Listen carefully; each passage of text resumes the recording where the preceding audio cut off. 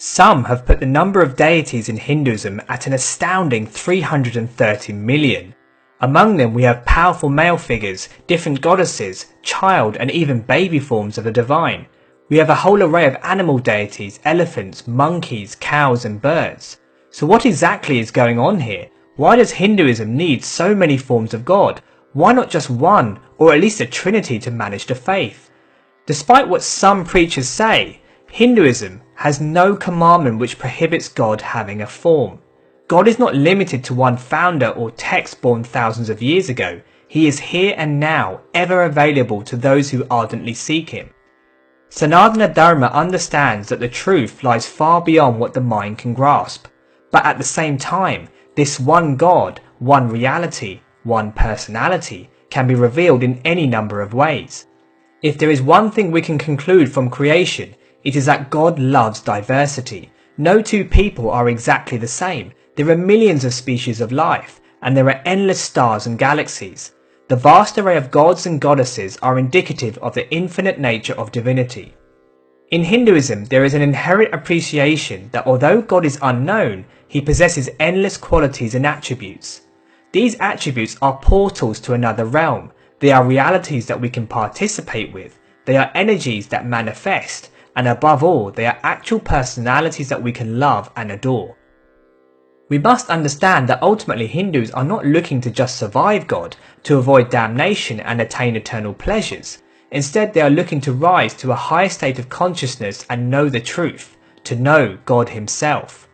However, depending on the individual's spiritual development, they will approach their chosen deity in different ways. For many, but not all, the different forms of the divine are beings that help them get on in life. For example, Ganesha, the elephant-headed deity, is renowned as the remover of obstacles and is often venerated first before any event to ensure success. He is known as Buddhi Vinayaka, the one who grants wisdom. By worshipping and engaging with him, we are invoking the power of discrimination, the power to see good from bad and overcome any difficulties in our life.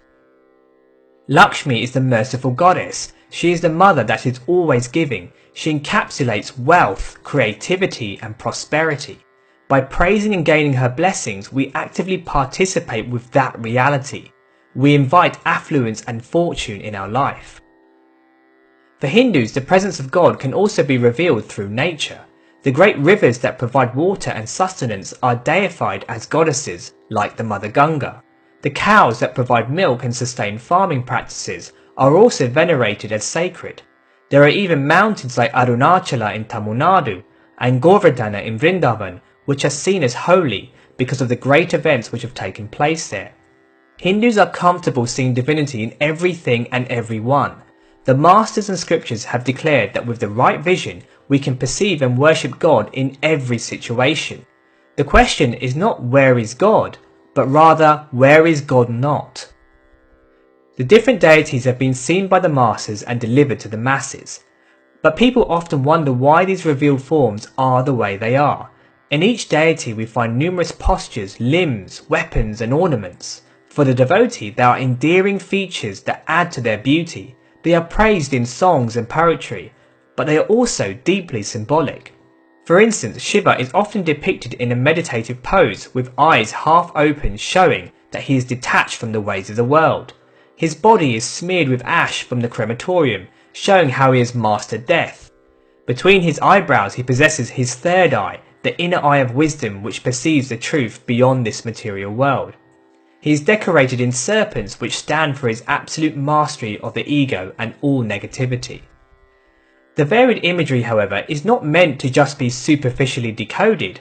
Ancient rishis understood that these symbols carry the potential to penetrate deep into our psyche and produce a profound effect.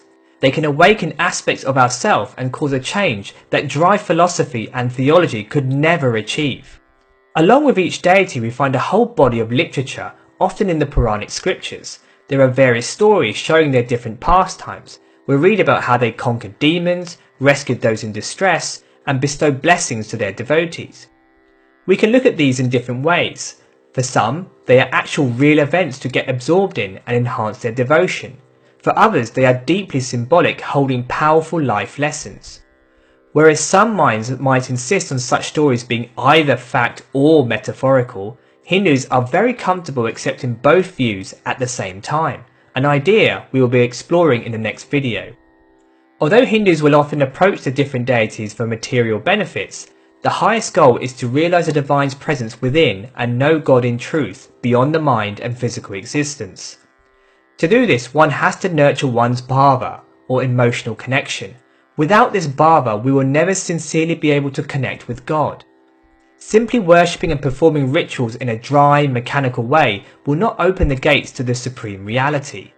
It is a deep, sincere connection that pulls God to reveal himself through the deity.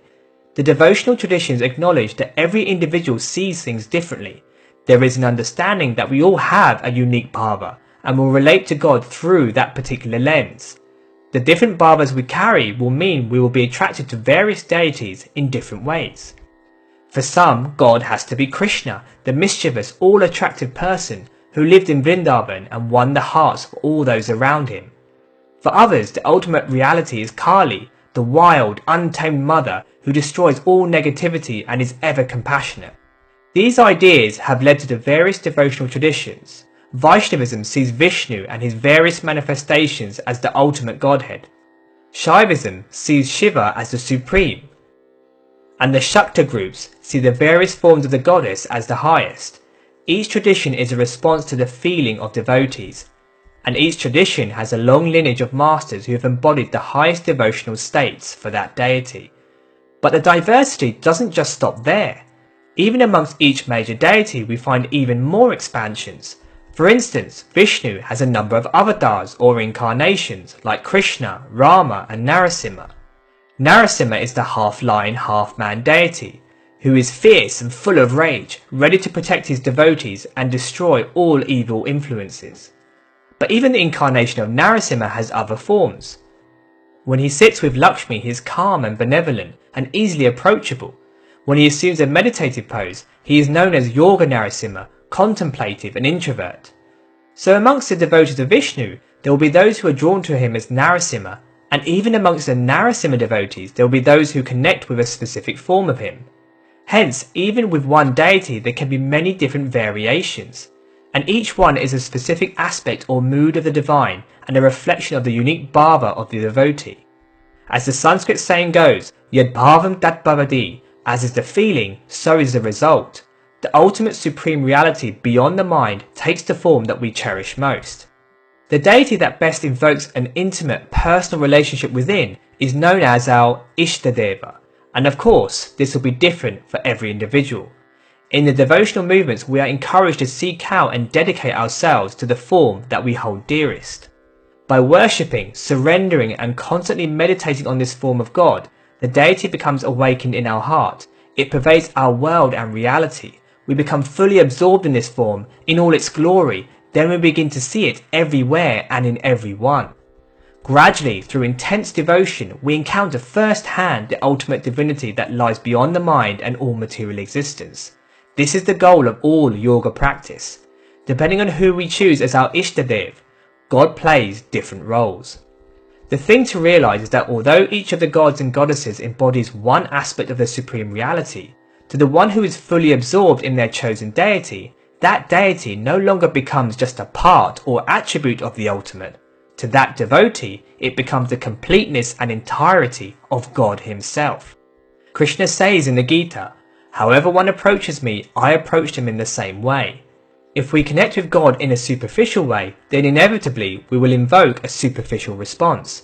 But if we give ourselves fully to that deity, then God reveals himself in full. Again, it comes down to the bhava, the depth of connection. So essentially the infinite can reveal itself fully in an infinite number of ways. Ramakrishna saw Kali as the source of everything. Mirabai saw Krishna as the highest lord. Each saint and master realized the truth through different deities. Such masters have taught and shown that worship of one's chosen form of God is a powerful spiritual practice that makes the ultimate become intimate. As Gandhi pointed out, there are as many religions as there are individuals. We are all at different points in our spiritual journey, and we are all people who view God in a specific way. Hinduism is a culture that meets the needs of every person. It is this pluralistic and open stance that makes Sanatana Dharma unique among the world faiths. One of the greatest things that can happen to an individual is that they find that connection with their chosen deity, that they foster a deep relationship with that form of God. Such a relationship effortlessly steadies the mind and draws the distant transcendent divinity to the seeker. As the great devotional masters have shown, in the depth of that connection lies the secret of life, the secret of who we are and the secret of who God really is. Many thanks for listening.